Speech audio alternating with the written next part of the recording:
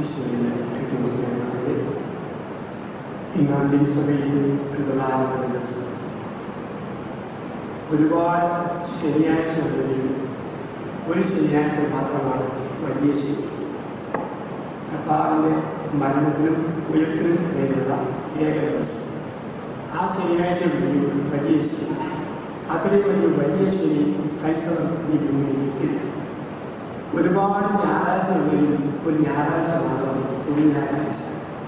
ഇതുപോലെ ഞായറാഴ്ച മുഴുവനായില്ല. കാരണം യേശുവിൻ്റെ കാലത്തിലേക്ക് രണ്ടുപേരും ഒരുമിച്ച് ഓടി ഉയർന്നെടുപ്പിലേക്ക്. രണ്ടുപേരും, ഒന്ന് സമർത്ഥനും മിടുക്കനുമായ പത്രോസ്, രണ്ട് സന്തോഷവാനായ യോഹന്നാൻ. രണ്ടുപേരാണ്. പത്രോസ് സമർത്ഥനും മിടുക്കനുമാണ്, പക്ഷെ യോഹന്നാൻ മുഴുവൻ സന്തോഷവാനാണ്.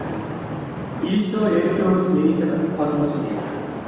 ഈശോ ഏറ്റവും സ്നേഹിച്ചത് യോഹന്നാനാണ്. കർത്താവ് ഏറ്റവും സ്നേഹിച്ചത് പത്രോസിനെയാണ്. പക്ഷേ ഈശോയെ ഏറ്റവും സ്നേഹിച്ചത് യോഹന്നാനാണ്. ഈ സ്നേഹം വരുമ്പോൾ ഓട്ടത്തിന് സ്പീഡ് കൂടും. സ്നേഹം വരുമ്പോൾ ഓടും. വിദേശത്തുള്ള മക്കൾ അവർക്ക് ഓടും അപ്പനെ കാണാൻ വേണ്ടി. കാമുകന് വീട്ടിലേക്ക് ഓടും. കാമുകനെ തേടി ഓടും. സ്നേഹമുണ്ടോ ഓട്ടത്തിന് സ്പീഡ് കൂടും. യോഹന്നാന് നല്ല സ്നേഹമാണ്. ഓട്ടത്തിന് സ്പീഡ് കൂടി. യോഹന്നാൻ ആദ്യം കല്ലറയിലെത്തി. സമർത്ഥനും മിടുക്കനുമായ പത്രോസ് പുറകെ. ധൈര്യമുള്ള സമർത്ഥനാണ്. അവൻ കല്ലറയിലിറങ്ങി കച്ച ചുരുക്കി വെച്ചു. അങ്ങ് മറ്റു വെച്ചു. യോഹന്നാൻ ആദ്യം എത്തി. അങ്ങനെ ഈശോ ഉയർന്ന ശേഷം എല്ലാ ഞായറാഴ്ചയും ജനം ഓടാൻ തുടങ്ങി.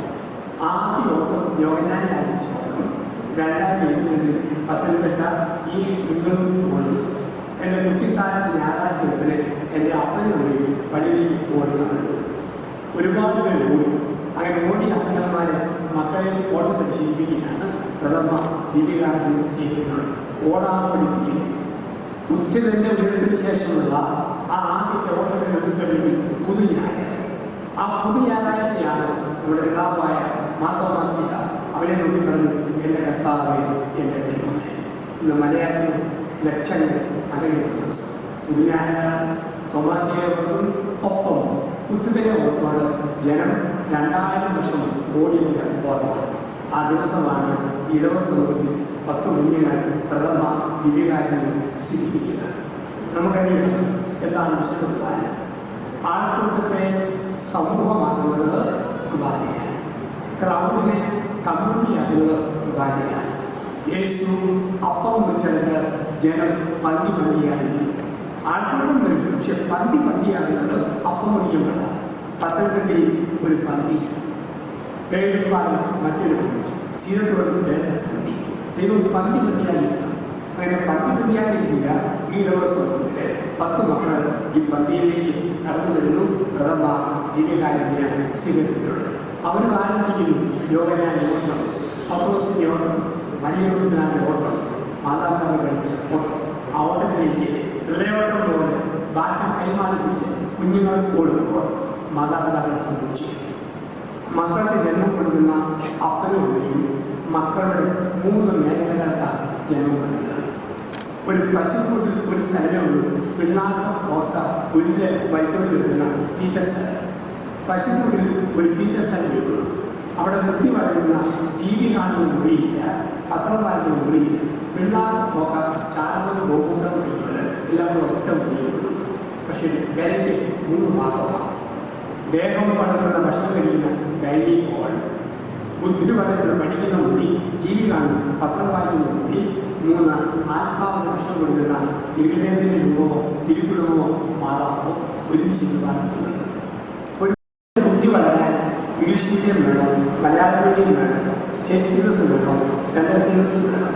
അപ്പനും തീരുമാനിച്ച് അവർ പഠിക്കണം. ഇനി എൻ്റെ കുഞ്ഞിനെ ആത്മാവ് വളരാൻ എന്നാ ചെയ്യണം? അപ്പൻ തീരുമാനിച്ചു, അമ്മ തീരുമാനിച്ചു. മാമോയിസ കൊടുത്തു, സൈന്യം കൊടുത്തു. ഇന്ന് വളർച്ചയിൽ വിശ്വമാനം കൊടുക്കുകയാണ്. അപ്പൻ്റെ അമ്മയുടെയും 3 ഉത്തരവാദിത്തങ്ങൾ നിറവേറ്റപ്പെടുക. ശരീരത്തിലെ ഭക്ഷണം, ബുദ്ധിക്ക് പഠനം, ആത്മാവിശ്വമാണ്. ആ ദൗത്യം പൂർത്തിയാക്കുന്ന മാതാപിതാക്കൾ അഭിമാനിക്കണം. കുഞ്ഞുങ്ങൾ വളരണം. അല്പം കൂടെ ഗൗരവമുള്ളതായിട്ട് മാറും. പിള്ളേരെ കളിതാമാസ് രാത്രികളിൽ ഉറക്കം കൊള്ളുക, പിള്ളുക, കൊള്ളുക മാറ്റുക.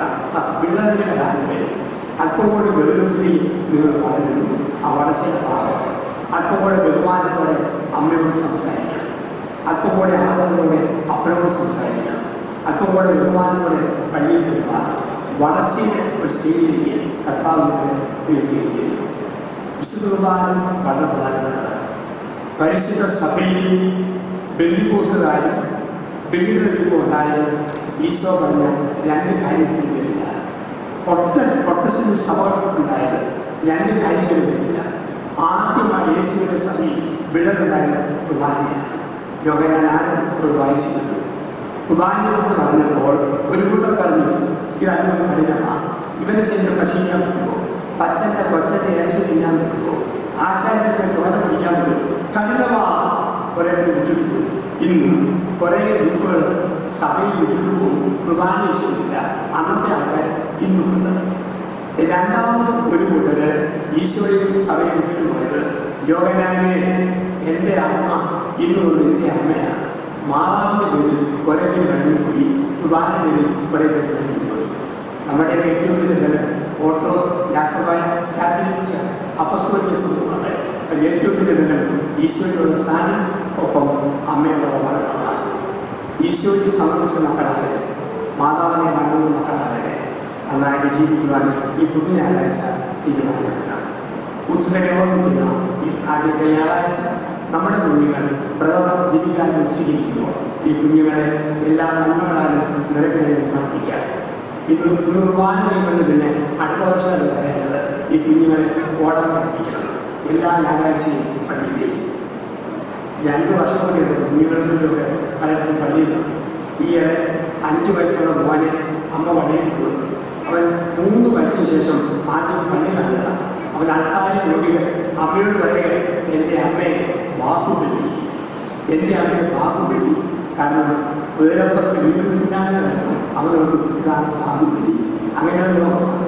ആ ലോകത്ത് ഈശോയ്ക്ക് കുഞ്ഞുങ്ങളെ പരിചയപ്പെടുത്തുക, കുഞ്ഞുങ്ങളെ ഈശോയ്ക്ക് പരിചയപ്പെടുത്തുക. അതിൽ മാതാപിതാക്കൾ വിജയിച്ച് തുടർന്ന് ഈ പരിചയപ്പെടുത്തൽ തുടരട്ടെ. പ്രഥമ ദിവികാരം സ്വീകരിക്കുന്ന എല്ലാ കുഞ്ഞുങ്ങൾക്കും ദിവികാരനാഥൻ്റെ അനുഗ്രഹവും മാതാപിതാക്കൾക്കും അഭിനന്ദനവും അനുമോദനവും നേർന്നുകൊണ്ട് പിതാവിൻ്റെയും പുത്രൻ്റെയും പരിശുദ്ധാത്മാവിൻ്റെയും നാമത്തിൽ